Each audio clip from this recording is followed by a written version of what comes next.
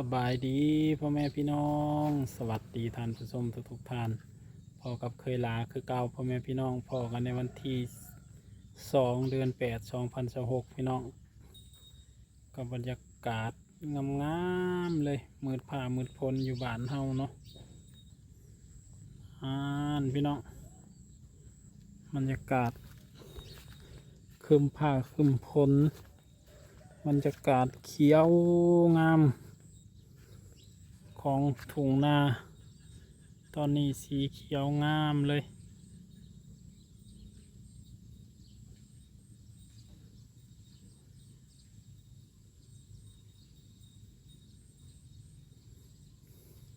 วันนี้ฝนก็ตกมาแล้วประมาณ5-6 รอบตอนนี้9 โมงปลายตกและ5-6 รอบยังบ่มีแสงแดดพี่น้องหลายมือแล้วบ่เห็นแสงแดดมีแต่ฝนกับมืดกับฝน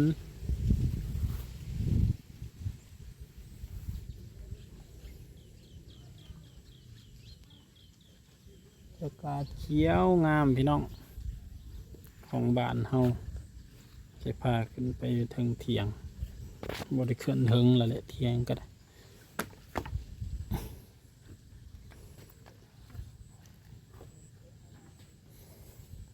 บรรยากาศอยู่ถึงเถียงเย็นสบายพี่น้องก็อยู่เถียงนี่ก็คันอยู่ลมก็เลี้ยวลงไปทางลมก็งามเลย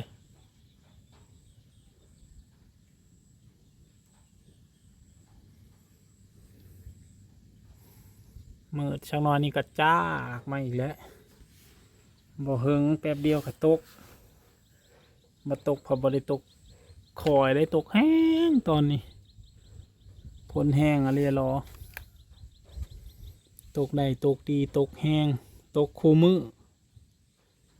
ตกมานี่ได้เดือนหนึ่งเลยตั้งแต่วันที่2 เดือน 7วันนี้วันที่2 เดือน 8บาไปประมาณ7 มื้อที่บริตกในเดือนหนึ่งนี่เนาะตกอะไรรอ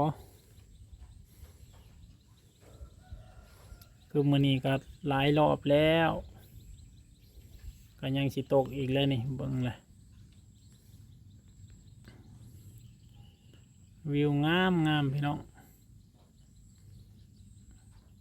วิวอยู่กับอันนี้สิเป็นบ้านน้องเต้เนาะบ้านน้องเต้เมืองไซภูทองแขวงสวรรณเขตพี่น้อง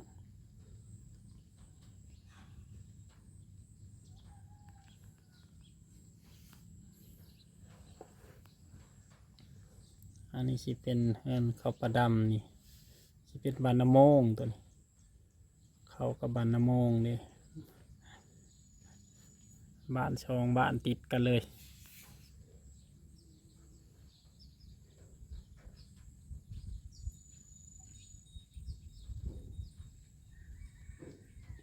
คาแมนบ่บังป่าห้วยปลาแดกนี่คาแมนบ่มีต้นไม้ในห้วยปลาแดกลัดนี่ก็สิเลี้ยวเห็นบ้านน้องซีโน่เนาะบ้านน้องดำมันสิบ้านติดกันเลยคักอีหลีพี่น้องบรรยากาศโอ้ยสักหน่อยก็มาแล้วนี่ใบไม้เริ่มบ่ตีงอีกแล้วเริ่มบ่มีลมมาเลยวันเสาร์นี่ก็แห้งช่วงนี้พายุเขาลาวเฮาเข้าแบบเต็มที่เลยบัดถ้ามันบ่ตกนี่เป็นตะยานหึงอะไรพอมันตกมานี่ก็เป็นเดือนเลยคันหยุดนี่ก็ยันเป็นเดือนอยู่คันเป็นเดือนนี่แห้งมัดดินแตกหมดเลยคันหยุดเป็นเดือน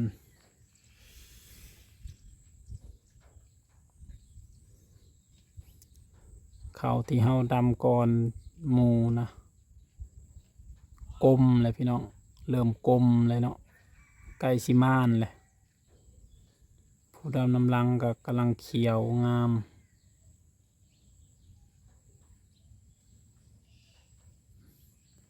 ส่วนหน้าเถากรกำลังเขากำลังมางหน้าพอแต่ดำแล้วนี่แทบสิบ่พอแดดเลยมีแต่ฝนกับฝนขึ้นฝนตกขึ้นฝนตกฮอนบ่พอฮอนแดดเห็ดฮ้อนกับบ่ออกพี่น้องก็จะไปหาเห็ดกับโอ้ยวานนี้ก็ไปกับบ่ได้เห็ดปวกอะไรเลย2-3 ดอกลงหอยพอได้แต่หน่อไม้เนาะกับจิโลที่หาได้เห็ดโอ้ปีนี้ยอมเลยอึดอะไรรอออกยุ่งออกลำละดอก2 ดอกบ่ได้เป็นหมู่ได้แต่ช่วงกับลุงเทนตอนนะเธอเดียวนะแล้วก็ไปหาก็ได้เทละดอก2 ดอกนอกจากเห็ดร่วมเห็ดร่วมนะพอได้อยู่ช่วงเห็ดร่วมออกคันเห็ดปวกปีนี้อึดแห้งพี่น้องเขียดเท่าไก่เขานี่บอกเลยว่า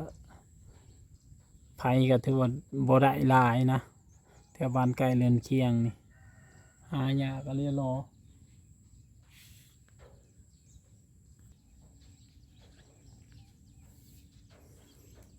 บรรยากาศเย็นสบายเลยในเถียงนา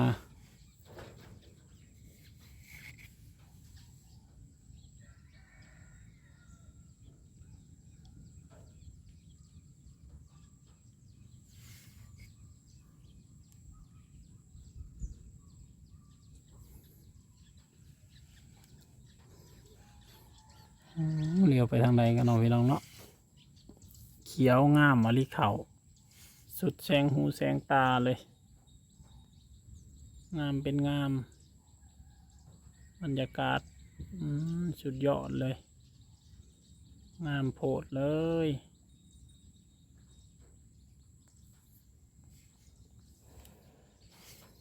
ฝนก็เตรียมตั้งเข้าสิตกลงมารอโอกาสอยู่รอโอกาสจักหน่อยก็น่าสิลงมาอีกนำแถวน้องหน่อยเขาก็เต็มหมดเลยล้นให้ล้นคัน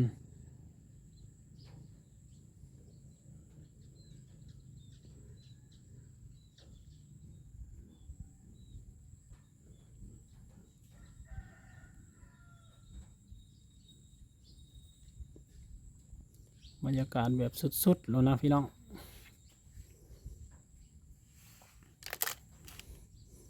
แต่ว่ามันบ่มีกบบ่มีปลาไปใช้เบ็ดปลากับบ่ได้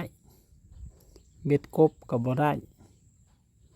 กบปลาบ่มีเลยมันพ้นมาสะกบห้องก็สุดห่างจากเป็นห่วงห้องก็สุดห่างก็เลยเป็นกบโตซ้ำอีกอย่างนี่น้อยกว่าหมากเบ็ดอีกก็เลยยังบ่ได้ใส่เบ็ดกบเลยอันปลานี่ใส่แล้วบ่มีฟังเบิ่งบัดอีกเดือนหนึ่งเนาะกบสิลายบ่ปีนี้หรือสิบ่มีเลย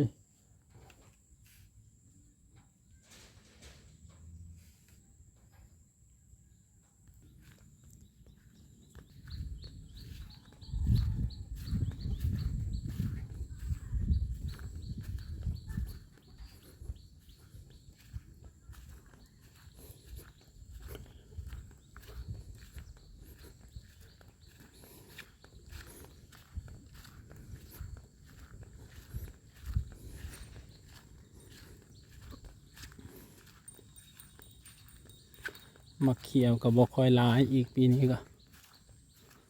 ปีแล้วนี่หลาย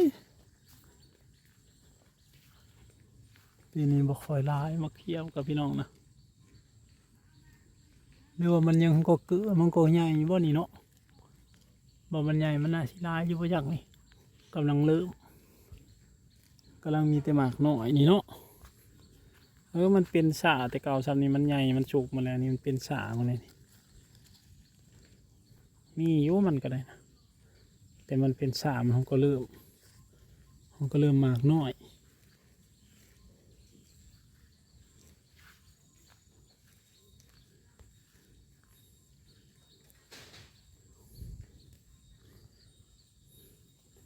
ในนี่ตะกี้ก็สิเป็นเหล้า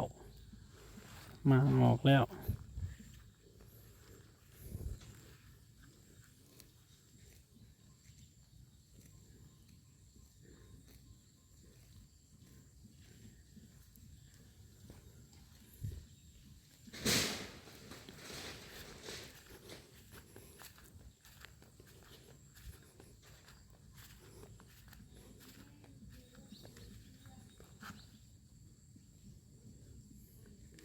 คลิปนี้ก็สิขอลาไว้เพียงเท่านี้ก่อนเด้อพ่อแม่พี่น้องขอบคุณทุกคนที่ติดตามรับชม